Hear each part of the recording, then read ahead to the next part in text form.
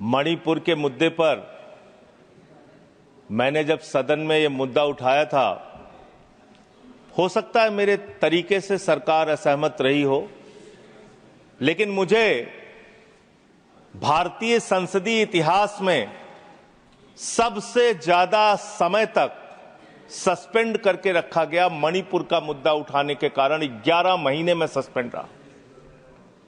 11 महीने सदन से बाहर रहा। मान्य मणिपुर का बजट ऐसे वक्त में आ रहा है जब देश की अर्थव्यवस्था की हालत पतली है।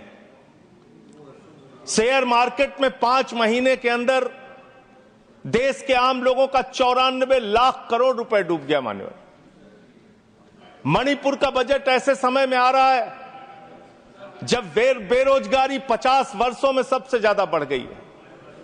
मणिपुर का बजट ऐसे वक्त में आ रहा है जब 186 लाख करोड़ रुपए का कर्जा हिंदुस्तान के ऊपर है मोदी सरकार के इस कार्यकाल के अंदर।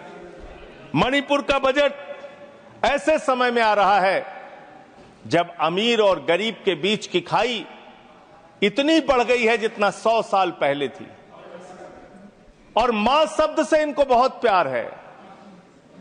मां से मटन इनको याद रहता है, मां से मछली याद रहती है इनको, मां से मुगल याद रहता है, मां से मुसलमान याद रहता है, लेकिन मां से मोदी को मां से मणिपुर याद नहीं रहता। मान्यवर, 2 साल का वक्त हो गया, मणिपुर जल रहा है। देश के केंद्रीय मंत्री का घर जलाया गया, राज्य के पीडब्ल्यूडी मंत्री का घर जलाया गया, राज्य के कंज्यूमर अफेयर्स मिनिस्टर का घर जलाया गया, कई विधायकों के घर जलाए गए।